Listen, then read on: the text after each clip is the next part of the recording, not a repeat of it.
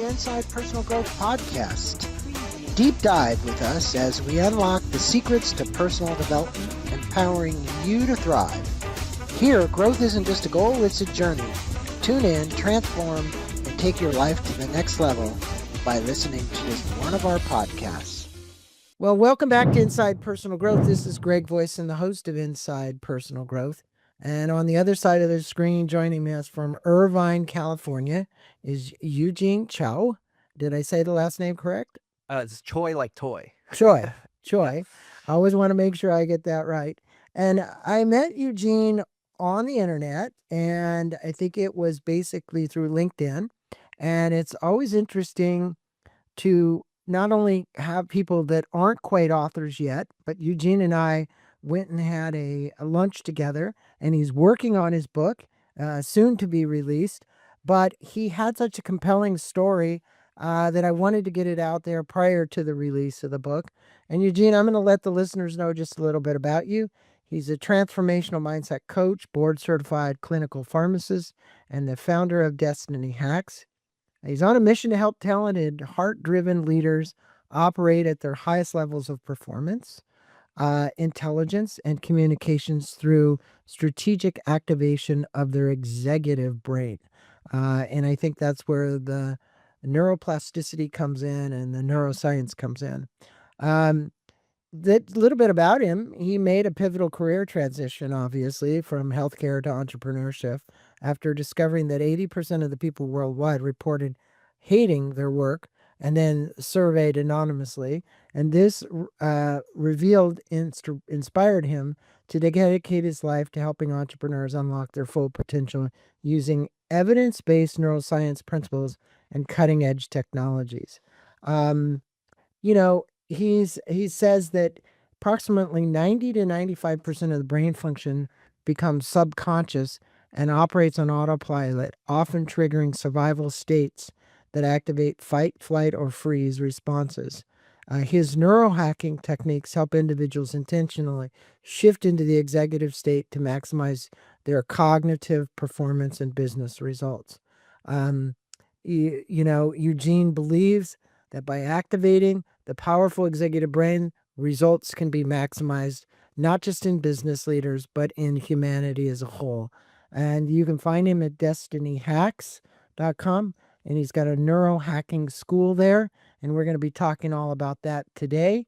Look, this is a pretty fascinating story. You also were a filmmaker. You had a fascinating journey from pharmacy to filmmaking to transformative coaching, which is really quite unusual. Can you take us back to the pivotal moment when you decided to leave this six-figure pharmacy career to kind of chase your dreams in filmmaking? Because I did see part of the film on the video that was there. And is that film up at YouTube for our listeners? Can they actually access it? Some of my short films that I've worked on. Yeah. Some of the short films, it's on Jubilee Media. Okay. Is the YouTube channel. So a lot of my content is on there. Yes. Okay. Like that I've whether it's something I wrote or directed or edited. Yes. It's from many years ago, but you can find it. Well, it tells the listeners a little bit about, who we're speaking to, because this filmmaking certainly made an indelible imprint on you. Oh, definitely.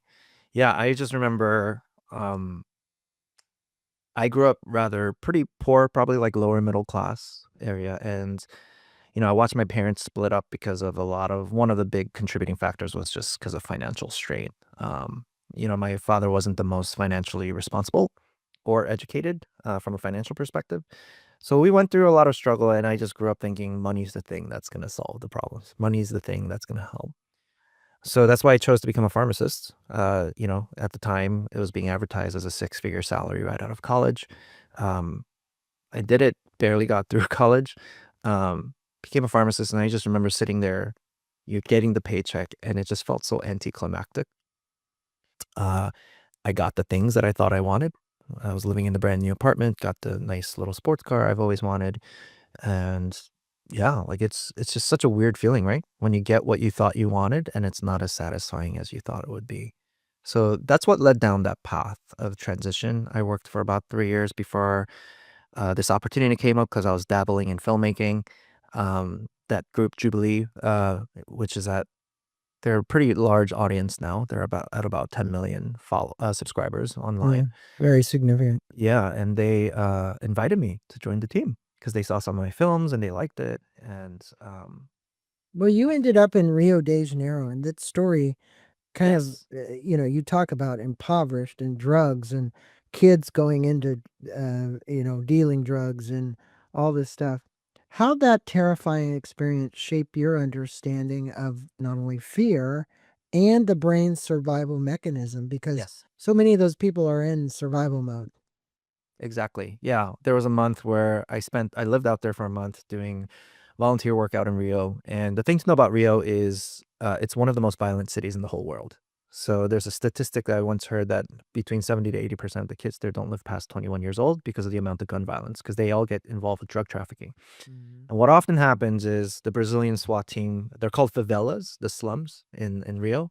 It's these mountainside slums, and the SWAT team will come in and raid the favelas on occasion, and they get into an all-out gunfight with the drug traffickers there. So while I was staying there doing some volunteer work for a month, it happened 3 times while I was there, all Whoa. gunfights. And one of those times, what happened was, as soon as the bullets and the gunshots died down, me and a staff member stepped out, and as soon as I stepped out, I just remember one of the drug traffickers popped out from the corner and pointed the gun right at my chest. And it's interesting because a moment like that, you remember it because your life's literally in danger. He pulls Yeah. the trigger, you're dead.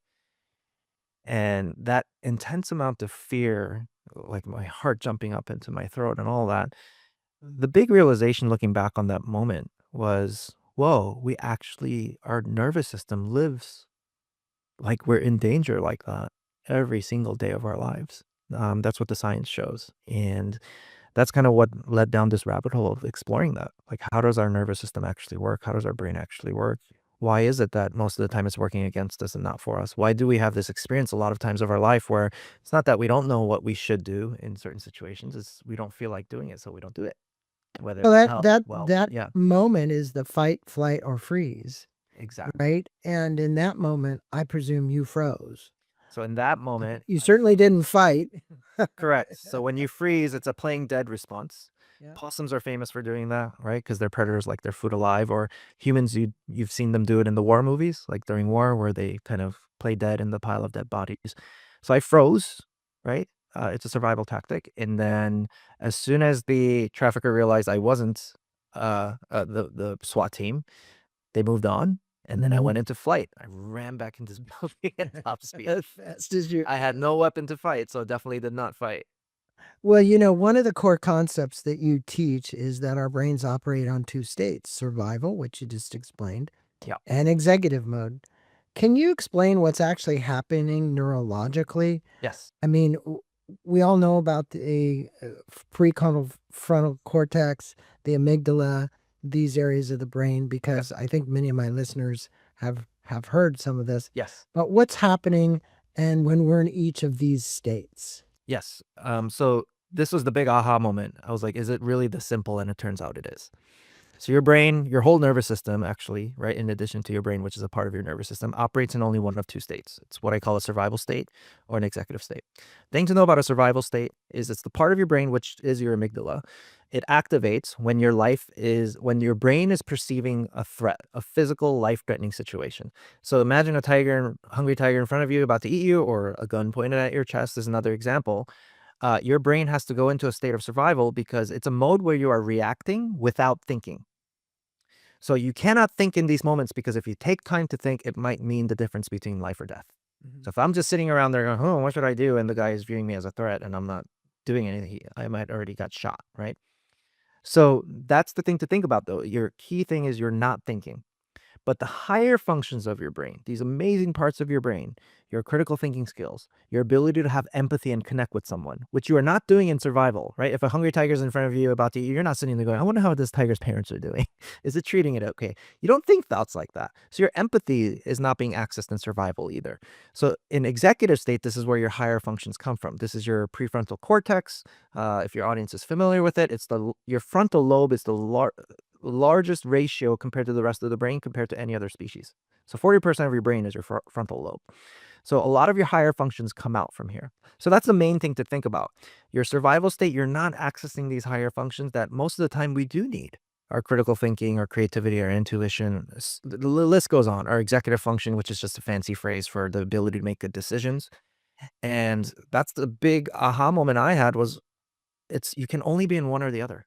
You can't be in both at the same time. Well, you state that we're 70% of our adult lives in this survival mode, not in executive mode. Yeah. Um, why do you believe that percentage is so high? I think I have a theory Yeah. about how we're conditioned. Yes. And what are the real world consequences for entrepreneurs and business leaders alike when they spend 70%, not even knowing that they're spending 70%, because we know how powerful the subconscious mind is. Yes.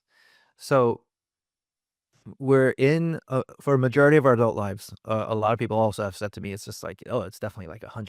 I'm in survival state, right?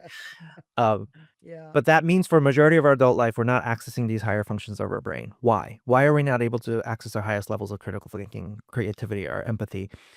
So it's not because of physical danger that we're in. We're Hmm. not running away from saber-tooth tigers every day anymore. It's because of emotional survival. So what does that mean? Any sort of emotional discomfort we experience on a daily basis tends to trigger our survival state without us even realizing that's what's happening. So why is that the case? Research shows that emotional pain can be just as painful as physical pain based on the way the brain processes that information. So that means even if you're a little stressed, anxious, frustrated, angry, all these emotions that don't feel comfortable, it will tend to trigger a survival state in the brain because your brain actually views that feeling as a life-threatening situation. Mm. Hmm. So, boom, you're not accessing those higher functions of your brain the moment you get triggered. And It's how does that affect us as business owners? You can't think. Well, You're you're not thinking, you're not making good decisions. exactly. You're not being very creative. You're not being very innovative. You're doing the same old. And your perspective is not very deep. It's very superficial. In other words, if I held a picture of you in front of you and it was all blurry, I think many people run so fast from the fear that everything's a blur. They don't Correct. take the time to shift the perspective. And you mentioned that by the age of 35, 95% of our brain operates on autopilot. Yes. That sounds like a lot, right? A pretty terrifying, fascinating statistic. How does this autopilot programming actually get created, and why is it so oftentimes working against us? Yeah, great question. So, it's for efficiency purposes.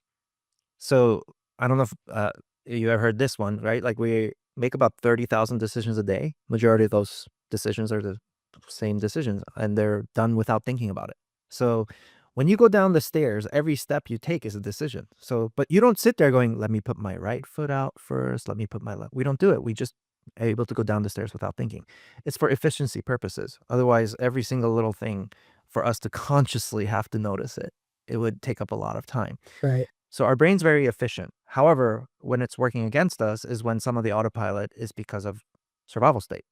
A lot of our autopilot is just in survival, right? We're in a flight mode, we're in a freeze mode, we're in a fight mode, and we're not accessing the higher functions of our brain because of it. And we're not able to access the solutions and the ideas and the opportunities that might be around us. Our brain just actually can't be aware of it. Because what also happens when you're in survival, you're in tunnel vision.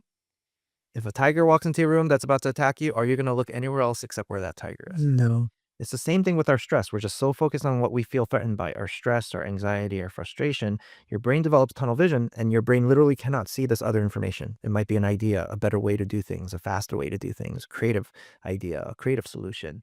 So that's the big problem of how it works against us is if a lot of our autopilot is a survival state autopilot. Yeah. One of the things that you mentioned, and people can go to your website, and we'll have the links to the website below. And like I said, his book isn't out yet, but it's coming, forthcoming. Your clients said that working with you as a coach is really like rebooting a computer.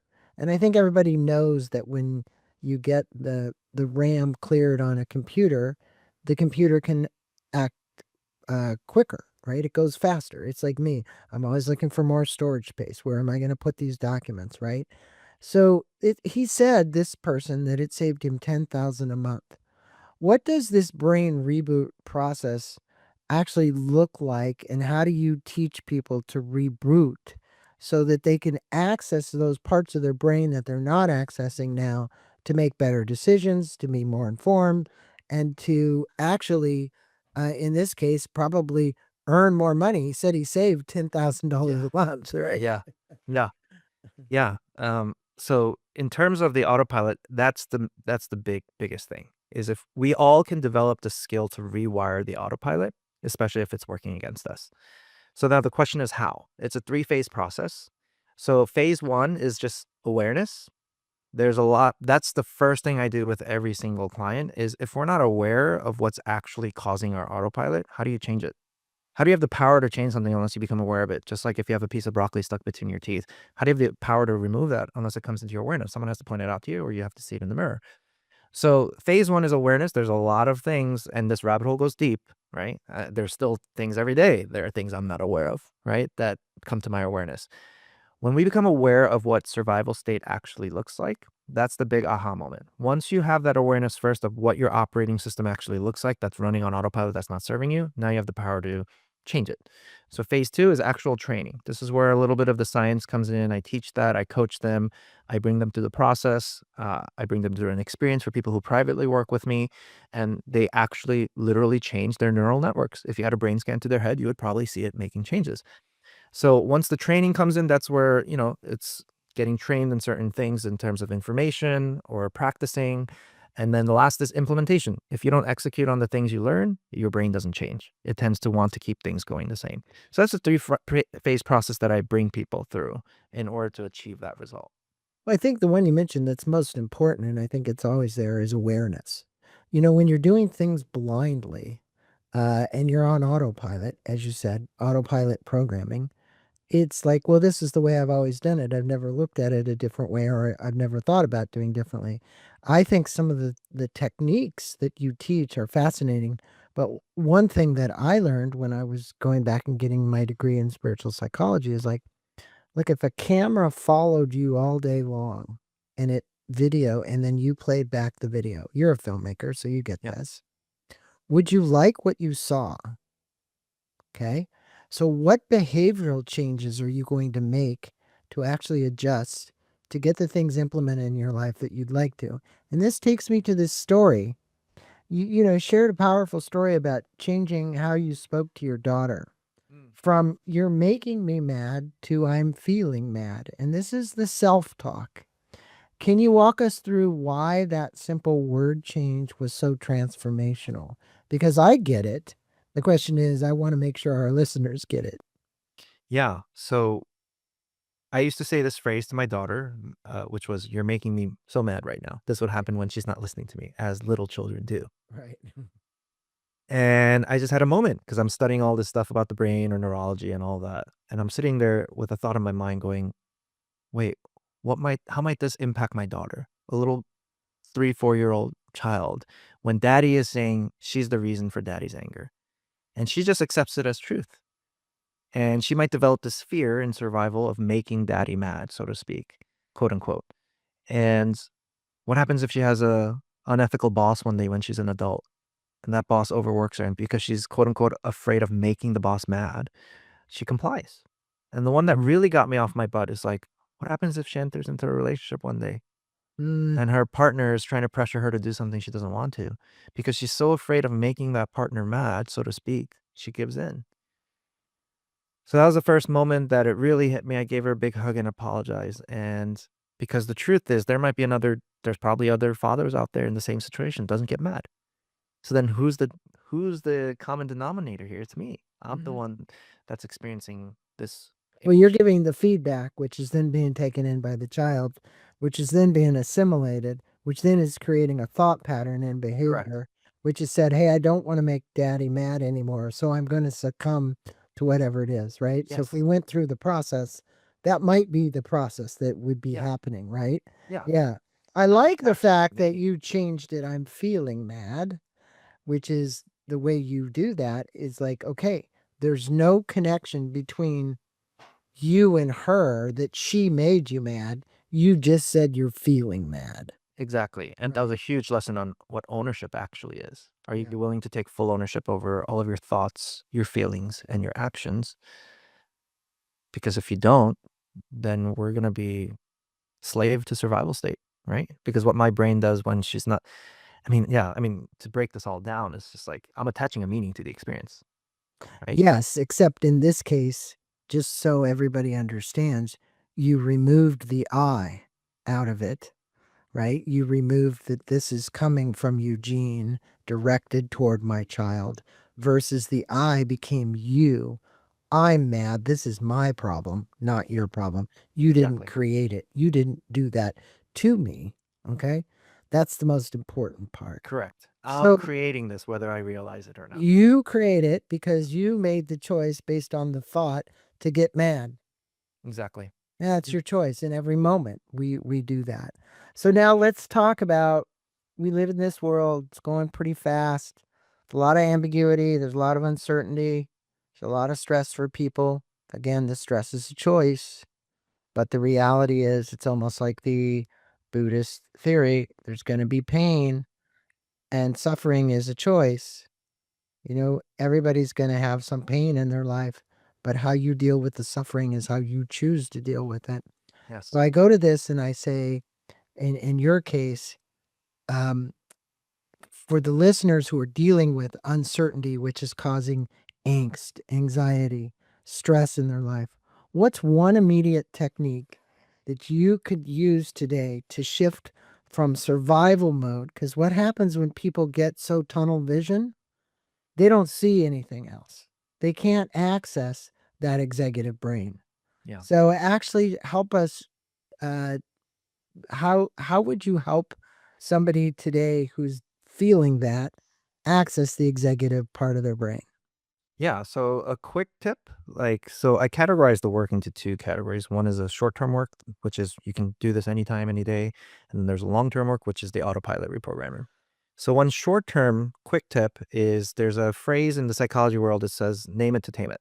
So what that means is if you name the feeling you're feeling, you're actually going to tame the feeling. You're going to regulate your nervous system and get out of survival state. It helps your brain get out of it. So UCLA did this study where they would bring people in. So what I call a survival state emotion is any feeling that basically feels pretty uncomfortable, right? Anger, anxiety, depression, frustration, etc.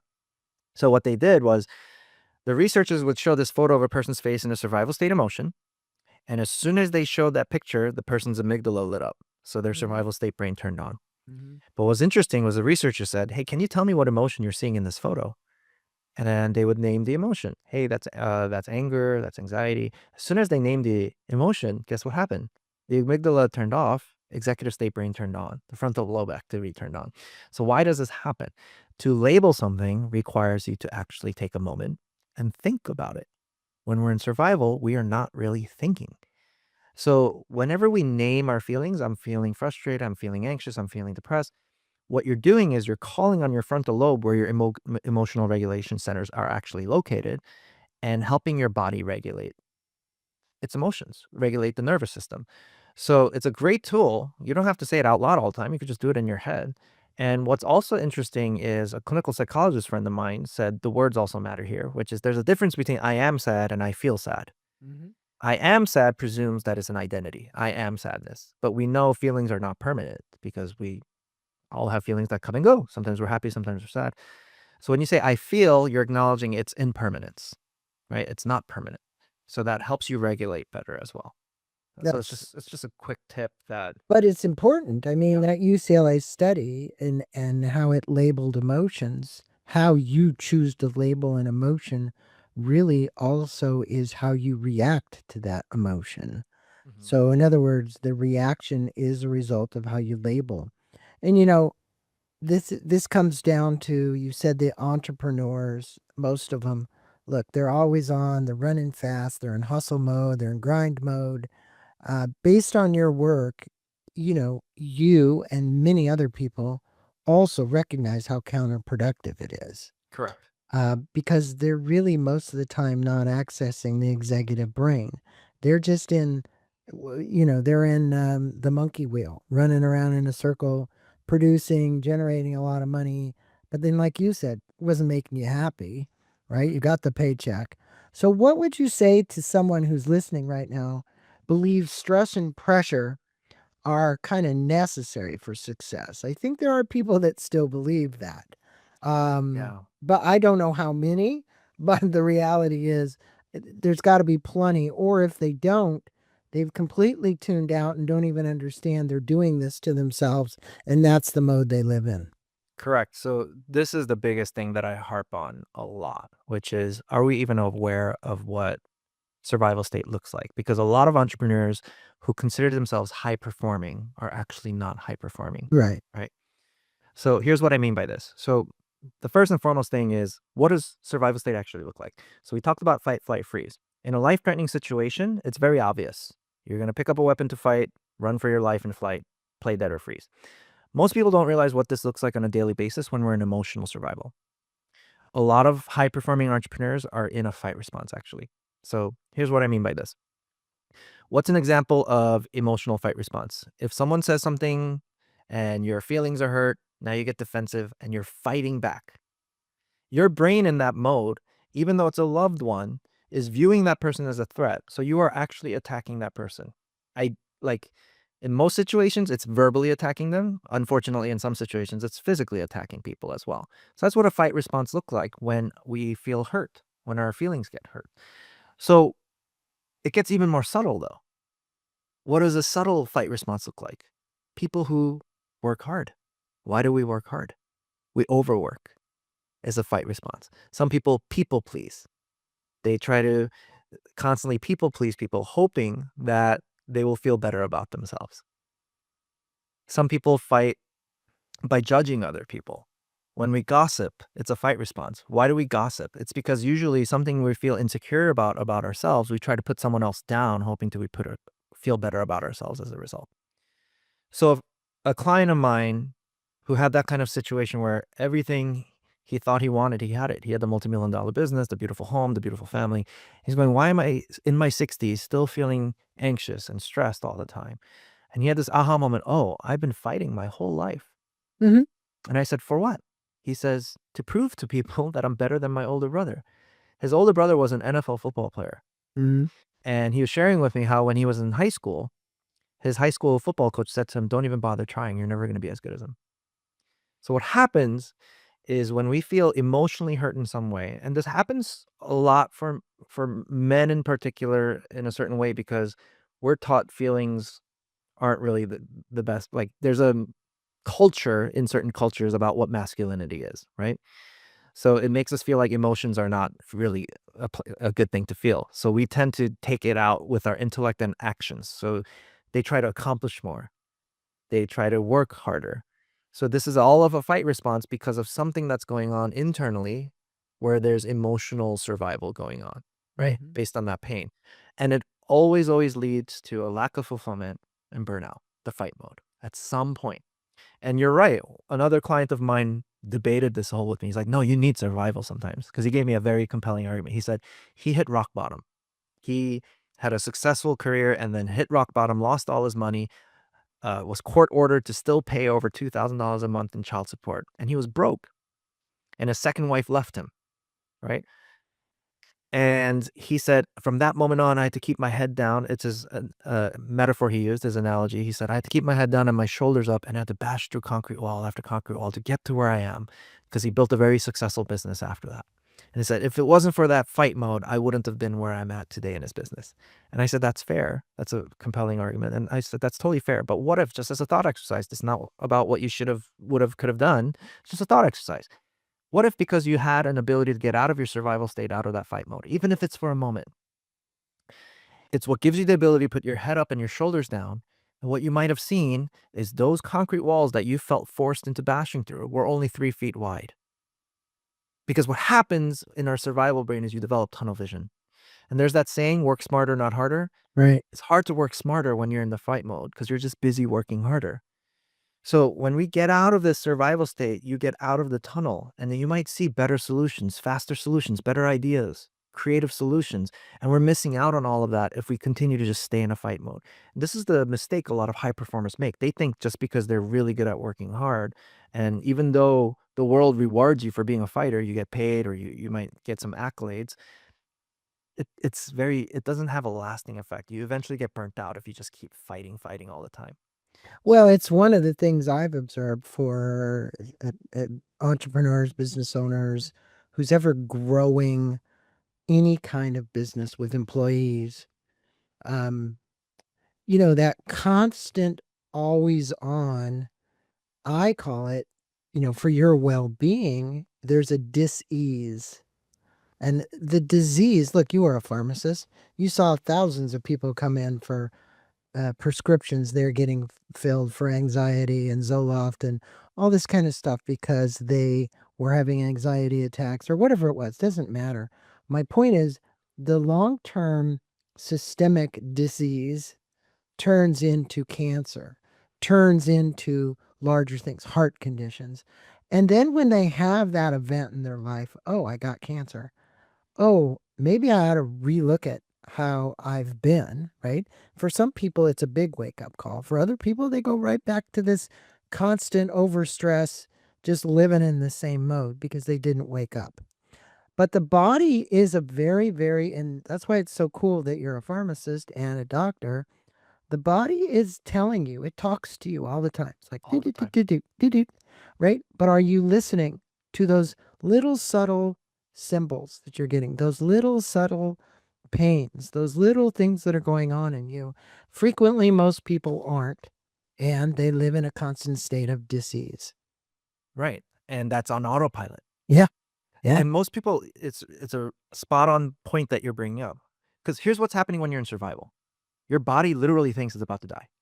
So when your body thinks it's about to die, it's using up a lot of your body's energy to try to survive from the threat. Most people Right. don't realize how much energy is being depleted when you're in a state of stress. Right. So if you're in a state of executive state, your body is in what's called a rest and digest mode. Your body is naturally trying to conserve energy, promote healing in your body. But if your body's in survival most of the time, what's happening? Your body's overworking. Your heart's beating faster. Your lungs are overworking. Your digestive system shuts down. Cortisol. Cortisol's going up. Your digestive system shuts down because this is not a time to be eating food if you're about to die. So this is why a lot of people who are stressed out all the time have digestive issues, right? And all of that dis-ease eventually leads to disease because your body is tanking. Yeah. And long-term exposure to cortisol, ask any medical professional what long-term exposure to steroids does in your body, which cortisol is a steroid, damages your immune system. You get Totally. more sick. So not just from a mental perspective, from a physical perspective, it's very important to be aware of how often your body's stressed out. Because if you don't listen to it, and that's what we're doing, we keep reacting to it in a fight, flight, freeze response without realizing, and that's on autopilot. We keep working harder, we keep fighting, we keep people pleasing, we keep, being a perfectionist, fighting to be a perfectionist. All of that fighting is literally damaging your body as well, not just from a mental health perspective, but from a physical perspective too. Well, I love that you woke up. Look, you are a doctor. Look, you went to medical school. You understand this. And you're awakening to help people actually find the root cause of what's creating this fight, flight, freeze, this constant dis-ease without somebody just saying, well, here's a pill. Go take this pill. It's going to solve your anxiety. It's Zoloft or whatever it is. Yeah. Right. And I think, look, as somebody who was behind the counter getting a check, dispensing this stuff, you could see, hey, this is not right.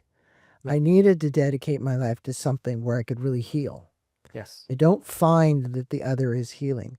So look, what would you say as to somebody out there today who recognizes themselves in these survival quote patterns, but feels, stuck? And they're like sitting there going, I don't know, I've heard you and Eugene talk now for the last 35 minutes, 40 minutes. What advice would you take for taking like the first step for them to take charge of how they're thinking? You said awareness, you gave us three, Is there anything else in your bag of tricks that you'd want to tell people today that they could use? Because sometimes they hear that and then they go, again, I don't even know how to be aware. How do I be aware? Right? You're going to get people to say that. Yeah. Oh man, where do we start? But I mean, the first thing, yes, just to reiterate, the number one thing I always recommend as a first step is just practicing the awareness. So, what does that mean? Actually spot it. What does emotional survival look like in your daily life? Oh, there I go bragging again to someone about what I did. There's my fight response to try to impress people. Oh, there I am in my fight response getting argumentative and defensive and getting angry. Just notice what fight, flight, freeze response looks like in your daily life, right? Flight response, classic one is procrastination, right? You flee from the task at hand because usually it's uncomfortable. What if I do this now? I look stupid. What if I do this now? I get shamed, embarrassed. We numb ourselves in a flight response. There's no judgment around any of this, but that's a big one when we numb ourselves, Oh, yeah. right? So Yeah. we all of us have our own poison. All of us do it. Some people like to overindulge in things like food, alcohol, sex, drugs, even to the point of addiction for some people. That's a flight response. Right. It's important not to judge yourself. It's just to be aware. Just notice that this exists in your autopilot to numb yourself when you're feeling stressed. Freeze response is those days we wake up not wanting to wake up, not wanting to make decisions. We don't take action. We tend to just sit. Uh, bystander effect is a perfect example of this. A group of people see someone getting bullied or attacked. They don't do anything. That's a freeze response. Um, this is also why there's no such thing as laziness. Uh, what people might label someone as someone being lazy is actually a chronic freeze response. Mm-hmm. So it's important to just notice this first, right? I wish there was like a quick silver bullet answer to just solve everything. There isn't. Yeah, the first most important thing is just practice, practice, practice. Every day, just notice it. Oh, there's a fight response, there's a flight response, there's a freeze response. And at some point, what you'll realize is I do all of this stuff on autopilot. Well, How do I? I think one of the things that you've probably advocated is, look, whether people want to meditate or not, that's fine. It's up to them.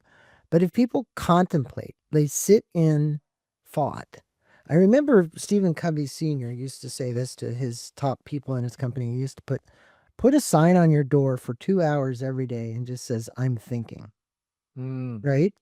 So he would let his people just think. Just said, don't answer phones, don't go on the computer, don't answer emails. 2 hours every day, right? And obviously, we know what Franklin Covey did. They built a great organization, they had lots of people. And I think for organizations that are wanting new leaders to emerge, that are wanting entrepreneurs to emerge. They've got to give them time to think and look out the window and see what they see that they could do something about that literally could be a collaborative kind of partnership with the company, right? So you are a master at what you do. I want to encourage people to go to your website. So right now it's just destinyhacks.com and you have it a will be link .co actually. .co. Yeah. So sorry, No, you're good. and then you've also got your LinkedIn, which is another place that we'll put. So for you listening or viewing on YouTube, the show notes below. Go there and look for his website.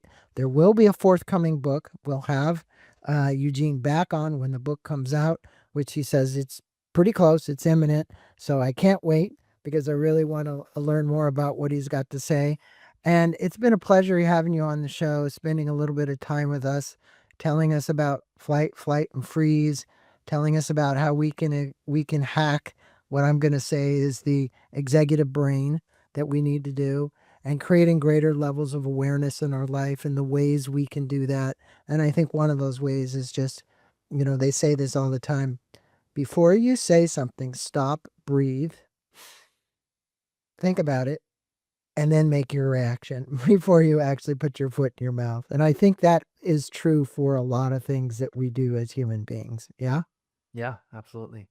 Oh, namaste to you, my friend. Thanks for being on Inside Personal Growth and taking this time to spend this time with our listeners and letting them know about you and whatever. He also had his website, if you go there, for those of you listening in Orange County area, listening in the LA area, listening in the greater San Diego area, he has a meeting on August 26th which is his a networking group meeting. And he says it's totally free. Anybody can sign up and go to that networking meeting. So we'll put a link to that as well. Okay. Awesome. All right. Take care, buddy. Thanks so much for having me. Take care, Okay. Greg. Bye bye.